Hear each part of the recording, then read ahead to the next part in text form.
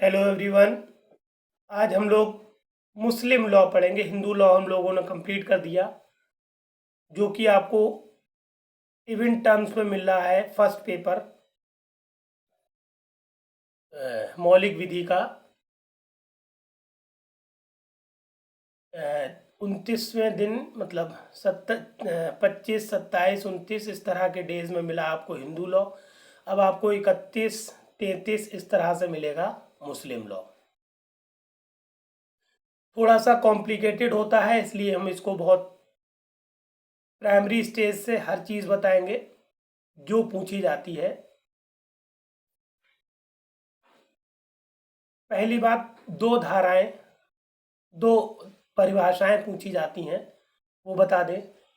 धारा 2 में विवाह विच्छेदित महिला क्या होती है? विवाह विच्छेदित महिला, इसकी परिभाषा है एक मुस्लिम महिला जिसका विवाह मुस्लिम विधि के अनुसार हुआ था और जो मुस्लिम विधि के अनुसार अपने पति द्वारा विवाह विच्छेद कर दी गई है, अथवा जिसने अपने पति से विवाह विच्छेद पा लिया है, वो है विवाह विच्छेदित महिला। दूसरी बात, दूसरी परिभाषा है 2 में इद्दत अवधि। इद्दत अवधि कितनी होगी ये बताई गई है। इद्दत अवधि का विवाह विच्छेद की गई महिला की दशा में अर्थ है। ध्यान रखिएगा, विवाह विच्छेदित महिला की इद्दत अवधि दी गई है यहाँ पर। और अगर पति मर जाता है, वो इद्दत अवधि नहीं दी गई है कहीं भी। हालांकि वो 4 चंद्रमास की होती है, 4 मास या 4 चंद्रमास। अगर उसको मेंस्ट्रुअल साइकिल आ रही है तो 4 मेंस्ट्रुअल साइकिल तक या फिर 4 चंद्रमास तक, वो यहाँ नहीं बताया गया है। ये हम डिस्कस कर सकते हैं आगे चल के। अब समझ लीजिए, विवाह विच्छेद की गई महिला की जो महिला की दशा में इद्दत अवधि। पहला पॉइंट, विवाह विच्छेद की तिथि के पश्चात 3 मासिक धर्म की अवधि, यदि उसे मासिक धर्म होता है। ठीक, पहली बात। दूसरी बात, यदि मासिक धर्म ना होता हो तो विवाह विच्छेद के पश्चात पूरे 3 चंद्रमास।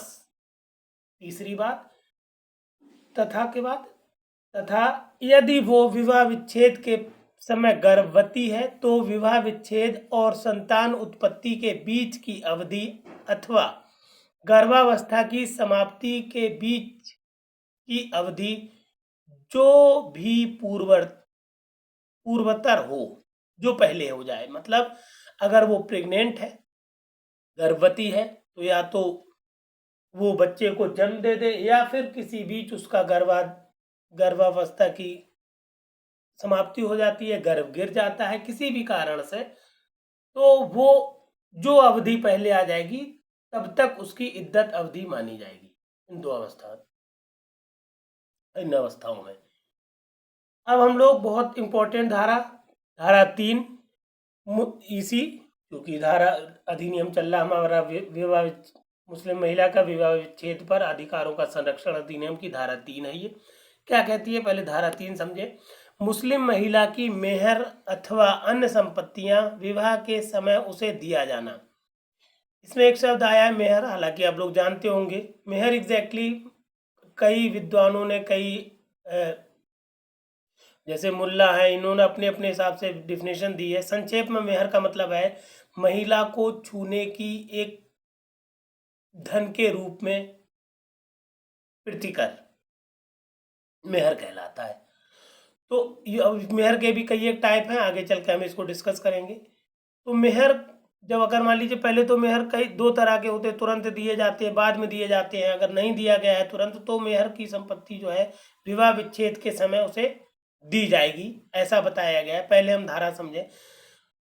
धारा 1 कह रही है, तत्समय प्रचलित किसी अन्य विधि में निहित किसी बात के होते हुए भी विवाह विच्छेद की गई महिला का पॉइंट में बताया गया है अपने पति द्वारा इद्दत अवधि के अंदर उचित और न्यायुक्त व्यवस्था तथा भरण पोषण किए जाने और उसके लिए भुगतान पाने की अधिकारिणी होगी। ठीक, सिर्फ इसमें बात ध्यान रखिएगा, इद्दत अवधि तक का भरण पोषण दे रहा है पति, का दायित्व बताया इस धारा में। दूसरी उपधारा मतलब ये उपधारा 1 का दूसरा खंड खा क्या कहता है, जहां विवाह विच्छेद के पूर्व या पश्चात वो स्वयं अपने बच्चों, आगे होगा, का भरण पोषण, भी चलते हैं अगले पेज, बच्चों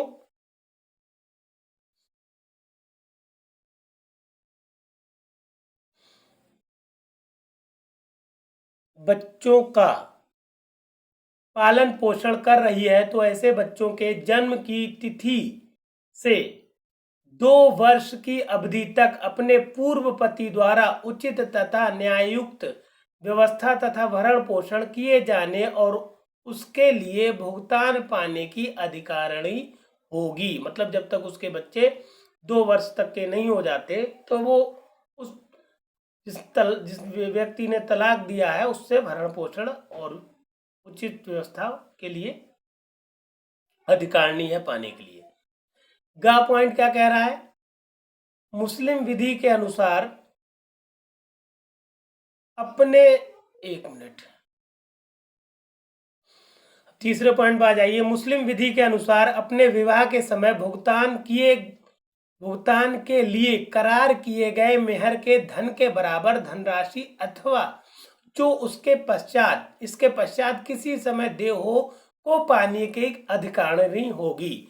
इस पॉइंट को ध्यान से समझ ले। होता क्या है, जब विवाह होता है, जब निकाह होता है, उस वक्त मेहर की धनराशि नियत कर ली जाती है कि इतनी धनराशि इन्हें देना है पति को, पत्नी को, पति जो है पत्नी को इतनी धनराशि देंगे, और वो या तो तुरंत दे होती है बाद में देना होता, 2 कंडीशंस होती हैं, तो मगर तय उसी वक्त हो जाती है निकाह के समय, तो विवाह के समय।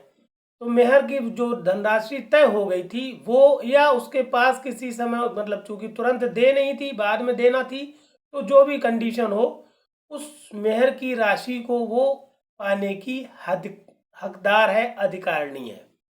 अभी हम इस पे एक लॉ है, बहुत इंपॉर्टेंट लॉ है, निर्णय दिया सुप्रीम कोर्ट ने, राना नाहिद उर्फ रेशमा उर्फ सना बनाम शहीदुल हक चिश्ती 2020 का सुप्रीम कोर्ट का केस है। ये चूंकि धारा 3 से भी संबंधित है और 4 से भी संबंधित है, और हमें धारा 3 भी पढ़ाना है और 4 भी पढ़ाना है, तो हम धारा 4 में इसका कंप्लीट डिस्क्रिप्शन आपको दे रहे हैं, मगर आप दोनों जगह इस निर्णय को, कोई भी धारा आए लिख सकते हैं। देखिए इसमें मुस्लिम लॉ में बहुत से क्वेश्चन ऐसे ही बनते हैं, इन्हीं धाराओं के बीच के पॉइंट से बनते हैं, उप धाराओं से क्वेश्चन बनते हैं, और चूंकि आप लोगों की समझ में, हम लोगों की समझ में नहीं आते और वो क्वेश्चन छूट जाता है, तो आप हर उपधारा को जैसे हम बता रहे हैं वैसे पढ़िए, एकदम कोई भी चीज छोड़िए नहीं, और इसी में से क्वेश्चन पेपर में आपको क्वेश्चन मिलता है, अलग से नहीं होता है, मगर ना समझने की वजह से आपका मुस्लिम लॉ छूटता है। इसीलिए हम मुस्लिम लॉ आपको कायदे से पढ़ा रहे हैं बेहतरीन करके, कि आप, अक्सर लोग मुस्लिम लॉ वाला ऑप्शन छोड़ देते हैं, पढ़ते नहीं हैं, क्योंकि थोड़ा सा टफ लगता है आप लोगों को। तो बहुत ध्यान से पढ़िए, बहुत आराम से आप क्वेश्चन कर पाएंगे। हर उपधारा को हम बेहतरीन पढ़ा रहे हैं विस्तृत करके। अब उपधारा 1 की का पॉइंट घ क्या कह रहा है, विवाह के पहले अथवा विवाह के समय अथवा विवाह के पश्चात उसे अपने रिश्तेदारों तथा मित्रों या पति के किन्हीं संबंधियों अथवा उसके मित्रों द्वारा दी गई सारी संपत्ति को पाने की अधिकारिणी होगी। कहने का मतलब है, जब उस महिला का विवाह हुआ, विवाह के समय या विवाह के पश्चात, चाहे उसके रिश्तेदार हों या उसके मित्र हों या उसके पति हों या पति के रिश्तेदार या संबंधी कोई हो, जिन्होंने भी कोई तोहफे, पैसे, गिफ्ट जो भी दिया है, किसी भी रूप में कोई भी संपत्ति है मिली है उसको, तो वो सब पाने की अधिकारी है अपने पति से। उपधारा 1 यहाँ पर समाप्त हुई है। अब उपधारा 2 पे आइए। देखिए बड़ी उपधारा है, इससे कई क्वेश्चन बनते हैं।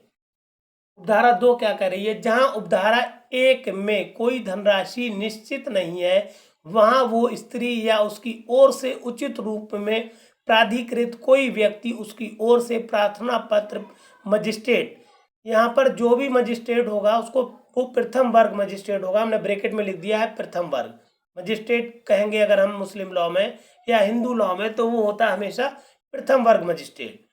मजिस्ट्रेट के सामने प्रस्तुत कर सकेगा कि ऐसी व्यवस्था और भरण पोषण और मेहर या संपत्तियां प्रदान किए जाने का आदेश करें।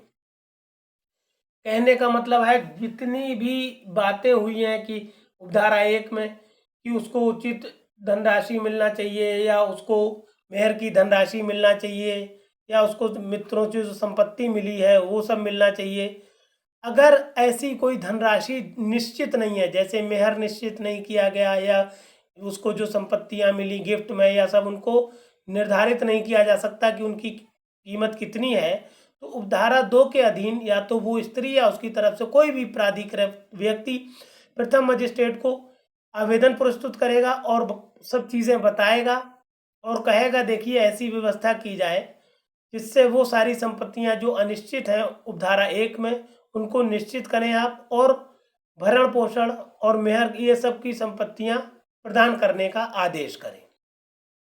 और मजिस्ट्रेट वैसा आदेश कर सकेगा, मतलब जो भी उपधारा 1 में राशियां निश्चित नहीं उनको निश्चित करेगा और मेहर और ये सब संपत्तियां जो भी उपधारा 1 में वो पाने की अपने पति से हकदार है वो दिलवाएगा प्रथम वर्ग मजिस्ट्रेट। उपधारा 3 क्या कह रही है, जहां उपधारा 2 के अंतर्गत कोई प्रार्थना पत्र दिया जाता है वहां मजिस्ट्रेट प्रार्थना पत्र के प्रस्तुत किए जाने की दिनांक के 1 मास के अंदर अपने पूर्व पति को उसके पूर्व पति को आदेश देगा कि विवाह विच्छेद की गई महिला को उक्त भरण पोषण मेहर या संपत्तियां प्रदान करे। क्या मतलब है कहने का यहाँ पर कि अगर जो उपधारा 2 है उसके अंतर्गत कोई प्रार्थना पत्र दिया गया है मजिस्ट्रेट को कि इन राशियों को निश्चित किया जाए और हमें दिलवाया जाए, तो मजिस्ट्रेट क्या करेगा, जिस दिन आवेदन आपने प्रस्तुत किया प्रार्थना पत्र दिया है न्यायालय को, उस दिनांक से 1 मास के अंदर उसके पूर्व पति जिससे वो ये सब पाने की हकदार है उसको आदेश देगा कि अपनी विवाह विच्छेद की गई पत्नी को ये सब राशियां जो हम ये निश्चित कर रहे हैं ये और भरण पोषण मेहर ये सारी संपत्तियां आप प्रदान कर दें। चौथी और आखिरी उपधारा है, ध्यान से समझ लें, थोड़ा छोटा लिखा गया है क्योंकि हम चाह रहे थे इसी पेज पर आ जाए पूरा ये। जहां उपधारा 2 के अंतर्गत भरण पोषण जहां यदि उपधारा 3 गलत कहा गया भाई, यदि उपधारा 3 के अंतर्गत कोई आदेश जिस व्यक्ति के विरुद्ध दिया गया है समुचित कारणों के बिना आदेश का पालन करने में असफल रहता है तो मजिस्ट्रेट उसे 1 वर्ष तक का कारावास प्रदान कर सकेगा। कहने का मतलब है मजिस्ट्रेट ने उस पीड़ित पक्ष महिला या उससे जो प्राधिकृत व्यक्ति था उसकी बात सुनी और उपधारा 2 के अंतर्गत सारी राशियां निश्चित करने के बाद उपधारा 3 में उसने भरण पोषण को कहा कि आप महीने भर में इनको प्रदान कर दीजिए, और फिर भी वो आदमी नहीं प्रदान कर रहा है और जानबूझ के नहीं कर रहा है, उसके पास साधन है सब कुछ है, तो न्यायालय देखेगा ये जानबूझ के ये सब कर रहा है तो उस पर 1 साल उसको वारंट करेगा, सम्मन करेगा और बुला के उसको 1 साल तक का कारावास देने का आदेश कर सकेगा। ठीक, ये बात ध्यान रखिएगा, कितने कारावास तक का प्रावधान है, 1 वर्ष तक के कारावास का प्रावधान है अगर आदमी उसकी मेहर या संपत्ति धनराशि या जो इद्दत अवधि के दौरान खर्चे हैं देने में जानबूझकर अवज्ञा करता है, लापरवाही बरतता है, नहीं देता है, तो 1 वर्ष तक का कारावास न्यायालय मतलब प्रथम वर्ग मजिस्ट्रेट दे सकता है।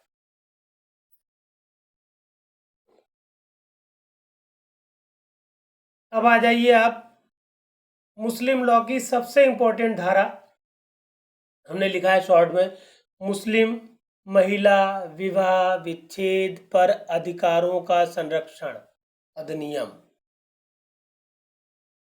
इसकी धारा का संरक्षण अधिनियम, इसकी धारा 4। ठीक, सबसे इंपॉर्टेंट जितनी मुस्लिम लॉ में जितना भी मैटर मिलेगा उसमें सबसे इंपॉर्टेंट धारा है धारा 4, भरण पोषण के भुगतान के लिए आदेश।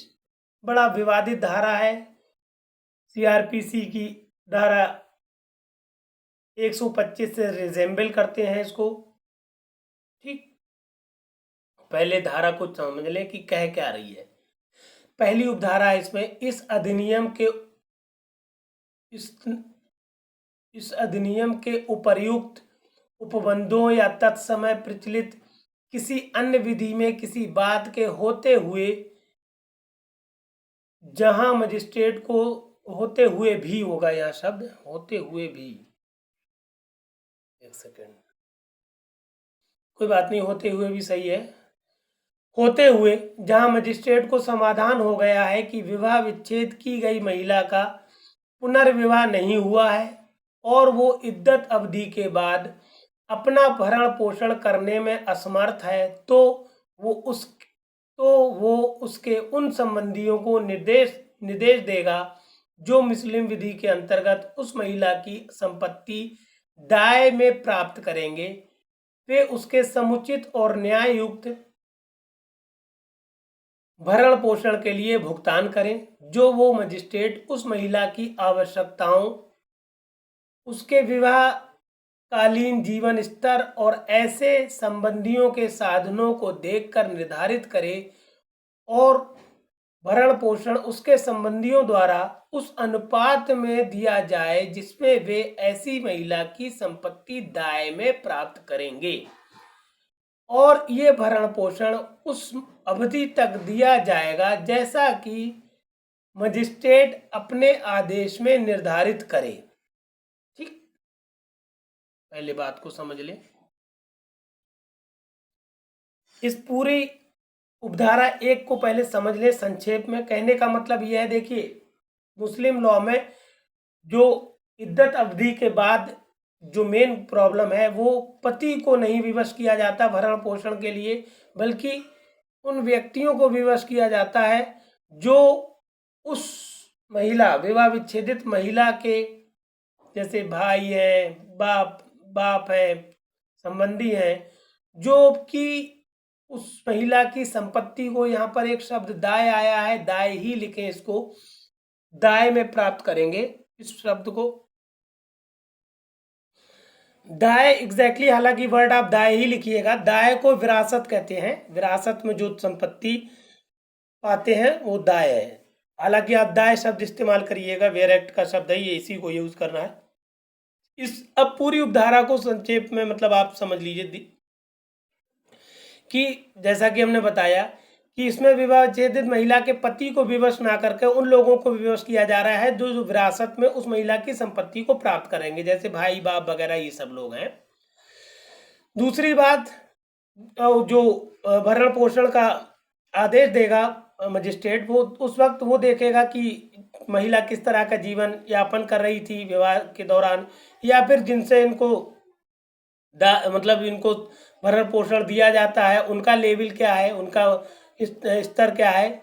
इन सब चीज़ों को ध्यान में देके मजिस्ट्रेट क्या करेगा, भरण पोषण का उतनी राशि को भरण पोषण के रूप में प्रदान करने का आदेश देगा, जो कि इन सारी परिस्थितियों, महिला के अपना जीवन स्तर और उन संबंधियों को जिनसे मिलना उनके जीवन स्तर सबको देख के, उन परिस्थितियों को अपनी नज़र में रख के उसको उन व्यक्तियों को उस अनुपात में भरण पोषण देने का आदेश करेगा जिस अनुपात में वो लोग उस विवाह विच्छेदित महिला की संपत्ति को दाय में प्राप्त करते, और तब तक उसको भरण पोषण प्रदान करेंगे जब तक कि मजिस्ट्रेट निर्धारित करेगा। ठीक, इसकी अवधि डिपेंड करती है मजिस्ट्रेट कब तक का आदेश दे रहा है, तब तक उनको भरण पोषण उस महिला को देना होगा। अब इसमें 2 परंतु बहुत इंपॉर्टेंट है। पहला परंतु है, किंतु जहां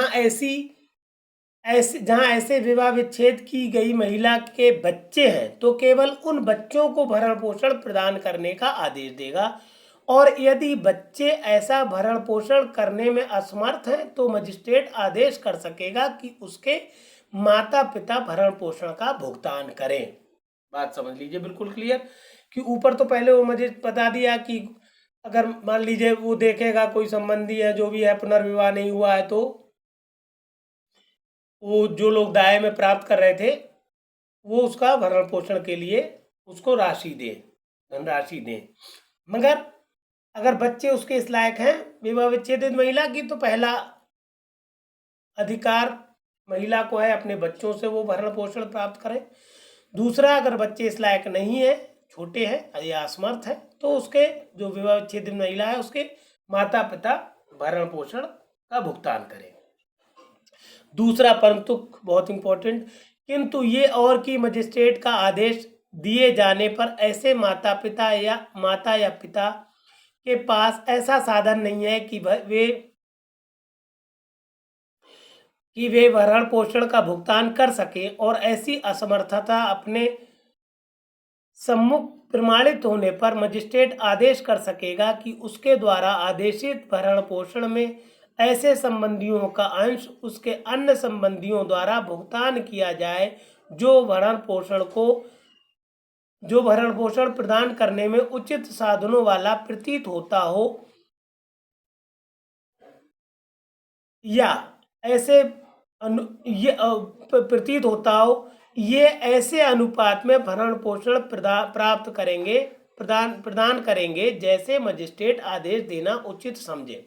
अब बात समझ लीजिए, मजिस्ट्रेट के सामने मामला आया, उसने देखा कि माता पिता इस लायक नहीं है कि वो इस विवाह विच्छेदित महिला का भरण पोषण का इंतजाम कर सके, तो वो देखेगा उसके और संबंधी जो संपन्न संबंधी हैं उस विवाह विच्छेदित महिला के, उनको कि कितने संबंधी किस लायक हैं कि विवाह विच्छेद दे सकते हैं। तो जो जिस लायक होगा उस महिला का संबंधी, उसको उस अनुपात में भरण पोषण का भुगतान करना पड़ेगा, और तब तक करना पड़ेगा जब तक कि मजिस्ट्रेट आदेश करे।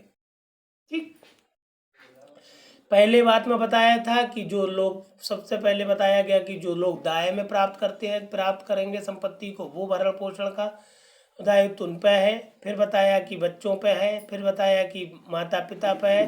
अब बताया कि अगर ऊपर से दिख रहा है कि कोई भी ऐसा व्यक्ति नहीं दिख रहा है जिसको जो भरण पोषण कर सके, तो ऐसे सगे संबंधियों को मजिस्ट्रेट आदेश करेगा जो उचित साधनों वाले हैं, और जो जितने साधनों वाला होगा उसको उसी अनुपात में भरण पोषण को प्रदान करने का आदेश देगा प्रथम वर्ग मजिस्ट्रेट उस महिला के पक्ष में जिसका विवाह विच्छेद हो गया है। अगले पेज पे चले आप लोग। जहां विवाह, दूसरी उपधारा क्या कह रही है, जहां विवाह विच्छेद की गई महिला स्वयं अपना भरण पोषण करने में असमर्थ है और उपधारा 1 में उल्लिखित कोई संबंधी नहीं है, अथवा ऐसे संबंधी गण या उनमें से कोई ऐसे साधनों वाला नहीं है कि वो उस अंश का भुगतान कर सके, तो मजिस्ट्रेट उस राज्य के राज्य वक्फ बोर्ड को आदेश देगा कि वो ऐसे संबंधियों के ऐसे अंशों का भुगतान करे जो ऐसे अंशों का भुगतान करने में असमर्थ हैं, और ऐसी अवधियों तक भुगतान करेंगे जैसा कि वो अपने आदेश में निर्धारित करे। देखिए, हमने उपधारा 1 में जो भरण पोषण के लिए आदेश की धारा 4 की उपधारा 1 थी, उसमें देखा कि मजिस्ट्रेट ने देखा कि पहले उसके उन व्यक्तियों को भुगतान करना चाहिए भरण पोषण का जो महिला की संपत्ति दाय में प्राप्त करेंगे। फिर उसने देखा कि परंतुक में कि अगर बच्चे इस लायक हैं तो बच्चे करें या फिर माता पिता उसका भुगतान करें। तीसरी बात उसने देखी, माता पिता बच्चे ये कोई समर्थ नहीं है, तो कोई भी ऐसा व्यक्ति जो उस महिला का संबंधी हो और संपन्न साधनों वाला तो वो उस महिला के उस अनुपात में भरण पोषण का भुगतान करे जिस अनुपात में जो संपन्न व्यक्ति मजिस्ट्रेट निर्धारित करे, संपन्न व्यक्ति को मजिस्ट्रेट निर्धारित करे। मगर हमने देखा कि उपधारा 1 में कोई भी व्यक्ति, ना उसका दाय में प्राप्त करने वाला व्यक्ति, ना उसके माता पिता, ना बच्चे, ना कोई संबंधी, कोई भी ऐसा नहीं है जो संपत्ति उसकी महिला के लिए भरण पोषण का किसी भी अंश का भुगतान कर सके। तो फिर मजिस्ट्रेट उस राज्य के वक्फ बोर्ड को आदेश करेगा कि आप ऐसे संबंधियों के अंशों का भुगतान उस अनुपात में करें जो कि असमर्थ हैं उस महिला का भरण पोषण देने में, और तब तक करें जब तक कि मजिस्ट्रेट आदेश देता है, जब जितनी अवधि निर्धारित करता है। अब देखिए, हमने पिछली धारा 3 में भी बताया था कि आगे हम बताएंगे आपको। यहाँ पर हमने केस को विस्तृत में लिख दिया है और उसका मैटर भी आपको बता दिया है। राना नाहिद उर्फ रेशमा उर्फ सना, ये सिर्फ उर्फ होते हैं एट द रेट ऑफ सना, और एक अन्य बनाम सईदुल हक चिश्ती 2020 सुप्रीम कोर्ट का केस है। इसमें एग्जैक्टली अभी भी ये केस पेंडिंग है, फाइनल नहीं हुआ है। हुआ क्या था हम बता दें। प्रश्न उठा था इस पूरे निर्णय में कि क्या परिवार न्यायालय को दंड प्रक्रिया संहिता की धारा 25 के अंतर्गत प्रस्तुत भरण पोषण हेतु आवेदन को मुस्लिम महिला विच्छेद पर अधिकारों का संरक्षण अधिनियम की धारा 3 तथा 4 के अंतर्गत आवेदन के रूप में परिवर्तित करने तथा उस पर भरण पोषण हेतु आदेश जारी करने का क्षेत्राधिकार प्राप्त है। इस पर हुआ क्या, न्यायमूर्ति पर इस मामले में न्यायमूर्ति गण के मतों में भिन्नता के कारण इस प्रश्न को निर्धारित करने के लिए वृहद पीठ को संदर्भित और तदनुसार आदेशित किया गया। कहने का मतलब ये हुआ कि मामला आया परिवार न्यायालय में, और क्या मामला एग्जैक्टली चला है मुस्लिम महिला के जो महिला विवाह विच्छेद पर अधिकारों का संरक्षण अधिनियम की धारा 3 और 4 से को लेके चला है। तो क्या न्यायालय अपने ही आप उस 3 और 4 धारा के 3 और 4 धारा को दंड प्रक्रिया संहिता की धारा 125 में परिवर्तित कर सकता है कि नहीं कर सकता है, या इसके लिए अलग से आवेदन देना पड़ेगा। तो चूंकि जो न्यायाधीश गण थे वो अलग अलग मत दे रहे थे, तो मतों में भिन्नता हो गई, जिस कारण से क्या हुआ, अभी भी इस मामले को 2020 में पूर्ण निर्णय ना देकर फिर इसको बड़ी पीठ को दे दिया गया है। अभी मामला ये चल रहा है, प्रोसेस में है, अभी फाइनल डिसीजन इसका नहीं आया है। आप लोग फिलहाल इतना लिख सकते हैं, ये केस लॉ जरूर लिखे। राना नाहिद और रेशना और सना और एक अन्य बनाम सईदुल हक चिश्ती 2020 सुप्रीम कोर्ट का केस है कि सिंपल में लिख दे एकदम संक्षेप में कि क्या परिवार न्यायालय को मुस्लिम महिला विवाह विच्छेद अधिकारों का संरक्षण अधिनियम की धारा 3 और 4 के अंतर्गत आवेदन को दंड प्रक्रिया संहिता की धारा 125 में परिवर्तित करने का अधिकार प्राप्त है या नहीं। इस पर ये विवाद अभी चल रहा है, क्योंकि बहुत से मामले न्यायालय ने, क्योंकि मुस्लिम भी हिंदुस्तान के नागरिक हैं, इसलिए उनको धारा 125 के अनुसार भरण पोषण का अधिकार है, और हर महिला को अधिकार है धारा 125 के अंतर्गत भरण पोषण के अधिकार को। मगर विवाद ये उठा कि सिर्फ 3 और 4 धारा को डायरेक्ट आप 125 में ले जा सकते हैं या नहीं, या उसके लिए अलग से आवेदन करना पड़ेगा। तो ये मामला अभी चल रहा है। हमने नीचे आपको चैनल दे दिया है @law classes by Firoz sir. अगर आपको कोई असुविधा होती है तो आप यूट्यूब पे डायरेक्ट डालें @law classes by Firoz sir. ये हमने मुस्लिम लॉ का एक पार्ट आपको दिया है, आगे और पार्ट देंगे। हम चाहेंगे कि अगले टर्न पे ये आपको मिलेगा, डे 31 पे मिल रहा है आज, और अगला आपको डे 33 पे कंप्लीट मुस्लिम लॉ कोशिश करेंगे, थोड़ा चाहे भले ही वीडियो बड़ा हो जाए, कि कंप्लीट करा दें आपको मुस्लिम लॉ। ध्यान से पढ़िए, क्योंकि मुस्लिम लॉ का मैटर बहुत अच्छा नहीं मिलता है कहीं भी आपको, तो इसलिए हमने ये मैटर बनाया है जो कंप्लीट मैटर है मुस्लिम लॉ के लिए। कहीं भी भटकने की ज़रूरत नहीं है, लेटेस्ट केस लॉ भी दे रहे हैं। और हर वीडियो में, जैसा कि हम बताते हैं आपको, कि हर वीडियो के साथ हमने डिस्क्रिप्शन बॉक्स में PDF अटैच कर दी है। उस PDF को आप डाउनलोड कर लिया करिए, PDF को अपने हाथ में रख के तब वीडियो को देखा करिए, तो आपको वीडियो पूरी तरह से समझ में आएगा, पूरी बात एकदम कॉन्सेप्चुअल समझ पाएंगे, अच्छे से लिख पाएंगे। और सारे दोस्तों को अपने ये वीडियो हमारा शेयर करिए, जिससे सारे दोस्तों को फ़ायदा हो और सारे लोग सिलेक्शन ले, और हमारे चैनल को ज़रूर सब्सक्राइब कर दिया करें, जिससे सारी की सारी इन्फॉर्मेशन आपको मिल जाए समय रहते। धन्यवाद।